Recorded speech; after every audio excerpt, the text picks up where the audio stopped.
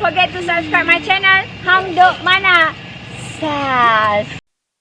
Assalamualaikum, selamat datang lagi ke channel Hang Duk Mana. Mari kita dengar respon Datuk Kamal Amir terhadap ladang durian Musang King terbesar kini di Kelantan. Ialah milik siapa? Saya baca detail sikit kat macam kini ni.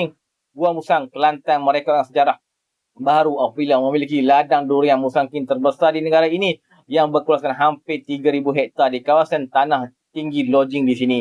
Timbalan Menteri Besar Datuk Dr. Muhammad Fazil Hassan berkata ladang milik Sindrian Plantation Sdn Bhd itu dilihat mampu menjual nama Kelantan di pentas Asia sebagai pengeluar utama Musang King pada masa hadapan. Mari kita dengar respon daripada Datuk Kamal Muhammad dia kerana TikTok komen macam biasa.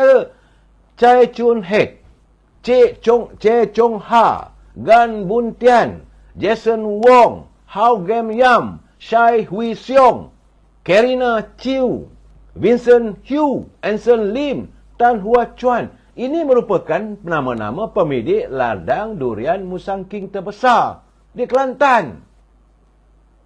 Tapi Melayu terancam. Siapa yang meluluskan? Tengoklah gambarnya. Timbalan Menteri Besar pergi. Bukan saya buat fitnah, saudara. Ini untuk membuka mata fikiran kita. Sebab itu selalu saya katakan, cukup-cukuplah.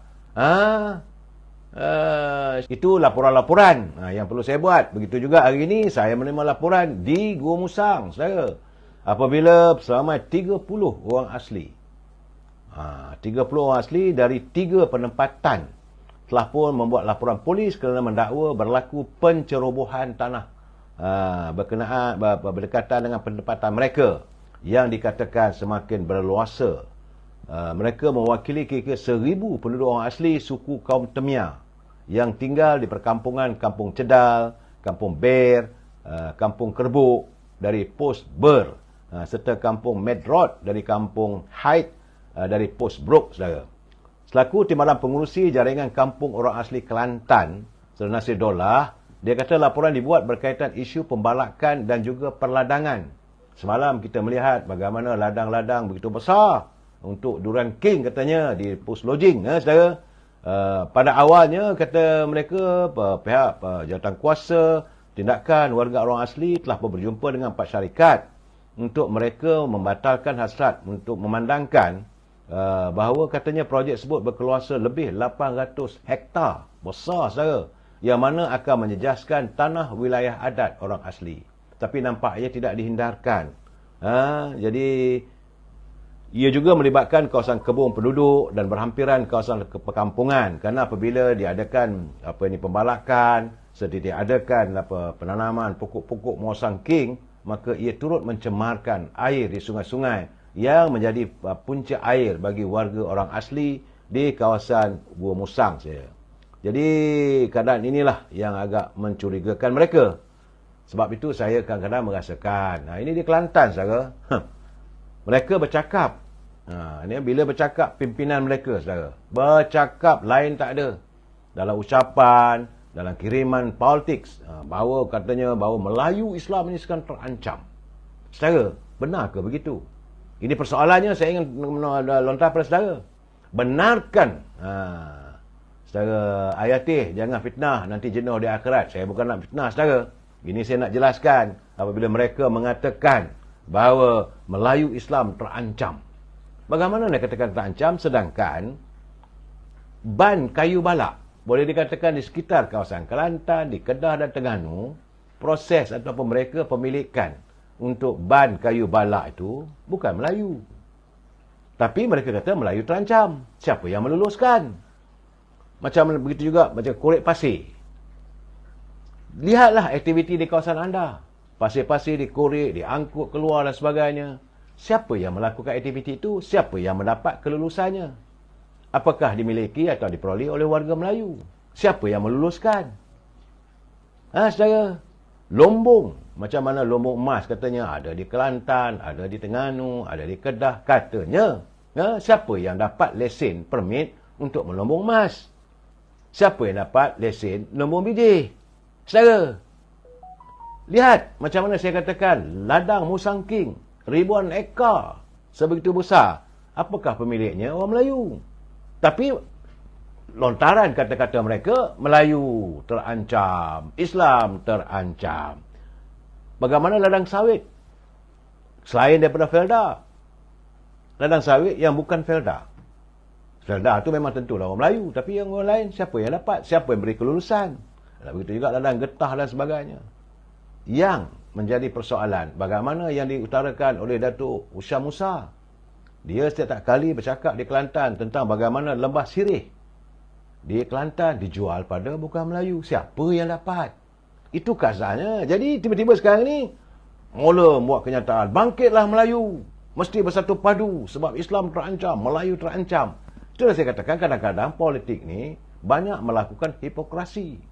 Ini yang agak-agak saya rasa sebenarnya kadang-kadang bila mendengar pimpinan politik bercakap, berucap, yang selalu saya katakan saudara, nama Melayu ni dijaja, dijual untuk menarik sokongan rakyat. Tapi realitinya bagaimana saudara? Sebab itu kita kena sedar saudara, jangan kita mudah terpengaruh. Lombong REE, orang Melayu punya ke? Adakah milik REE yang ada tu dekat bukit tu, di Kedah tu? Ha saudara? Kontrak AKSB. Siapa yang dapat? Ini sentuhan tentang macam Jana Wibawa yang dikhususkan untuk orang Melayu. Siapa yang dapat kemudahan? Akhirnya bukan Melayu juga yang mendapat faedahnya. Ini gambaran yang saya perlu jelaskan pada anda untuk kita berbicara malam minggu ini tentang politik. Bagaimana pemimpin politik begitu mereka dengan mudah menjaja nama Melayu untuk menarik sokongan. Realitinya jauh tersasar. Bila dengar saja naik pentas, kita akan berjuang untuk memastikan perjuangan rakyat, perjuangan akar umbi, orang Melayu. Tapi bila mereka berada di anjung kuasa, siapa yang dapat? Ini persoalan saudara. 9.17 juta tanah seluas 2,545 ekar untuk pajakan 99 tahun di lodging Gua Musang. Harganya cuma RM3,603 seekar. Siapa yang dapat saudara? Jumlahnya 9.17 juta. Kenapa tak boleh bagi pada warga kita? Apakah ada hak istimewa sangat mereka? Saya bukan nak bercakap resis saudara. Tapi saya nak nyatakan, bila mereka naik ke pentas politik, lain tak ada yang dijaja oleh mereka perjuangan untuk Melayu. Realitinya lihat sendiri. Kononnya selamatkanlah Malaysia. Dah teruk sangat negara kita ni. Saudara, Chai Chun Head, Che Chong Ha, Gan Bun Tian, Jason Wong, Hao Gam Yam, Shai Hui Siong, Karina Chiu, Vincent Hu, Anson Lim, Tan Hua Chuan. Ini merupakan nama-nama pemilik ladang durian Musang King terbesar di Kelantan. Tapi Melayu terancam. Siapa yang meluluskan?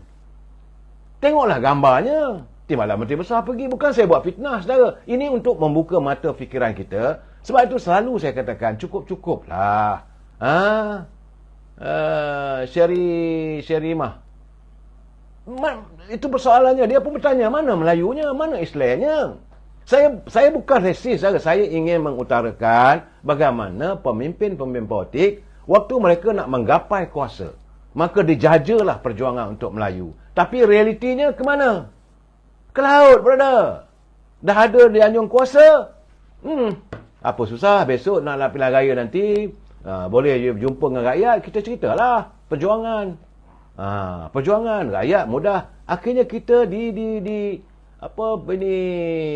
seolah diperdaya, saudara. Saya katakan, orang politik ni kebanyakannya munafik, saudara. Sebagaimana Okey, tuan komen saya lah, saya baca sikit lagi lah detail ni dekat dekat Cosmo ni.